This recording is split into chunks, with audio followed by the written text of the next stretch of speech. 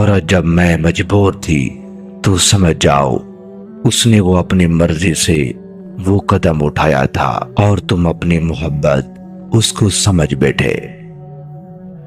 اور جسے بھائی بنائے وہ اس کے لیے بینک اکاؤنٹ ہوتا ہے، نکالنے کے لیے، ڈالنے کے لیے نہیں۔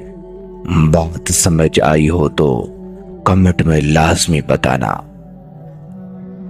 اور جب مرد سے یہ کہے کہ میں اب بھی تمہاری عزت کرتی ہوں تو اس کا مطلب ہے کہ مرد کے ابھی پیسے ہی ختم نہیں ہوئے، ابھی بھی وہ عورت کی خواہش پوری کر سکتا ہے، تبھی تو وہ عزت کرتی ہے، وہ اپنے مطلب کے لیے کچھ بھی کر سکتی ہے۔ عورت کی وفاداری وہ کرائے کا گھر ہے، جہاں زیادہ آپشن ملا یا بہتر کرایہ ملا وہاں وہ شفٹ ہو گئی۔ جب عورت یہ کہے کہ میں نے تمہیں معاف کر دیا ہے تو اس وقت مرد کو سمجھ جانا چاہیے کہ اس نے ایک نیا پلان بدلا لینے کا اختیار کر لیا ہے، بس وہ اپنے موقع کی انتظار میں رہتی ہے۔ اور جب مرد سے جیتنے کا پلان بنا لے تو اس کا سب سے مہنگا پروپیگنڈا اس کی آنسو ہیں، جس سے وہ مرد کو جلدی ہرا سکتی ہے۔ اور جسے تم خاص ہو کہے وہ تمہیں بھیڑ میں سے الگ کر کے بیچ رہی ہوتی ہے، مشکل وقت آنے پر سب سے وہ پہلے تمہیں آگے کر کے خود بچ جانے کا پلان رکھتی ہے۔ عورت کی محبت کی ایکسپائری ڈیٹ اس کے فائدے کے ساتھ ساتھ ختم ہو جاتی ہے، بس اگر اس کا مطلب اور فائدہ ختم ہو رہا ہو تو سمجھو وہ عنقریب آپ کو بلاک کرنے والی ہے یا آپ سے تعلقات ختم کرنے والی ہے۔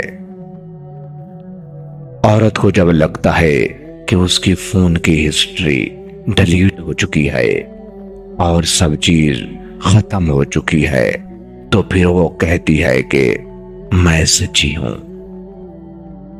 عورت کا سب سے بڑا جھوٹ یہ ہوتا ہے کہ وہ کہتی ہے کہ مجھے کچھ نہیں چاہیے، حالانکہ وہ دل میں اتنے فرمائشیں لے کر بیٹھتی ہے، اگر اس کو کچھ نہ لے کے دیا جائے تو وہ کہتی ہے کہ تم نے مجھے یا کیا ہے۔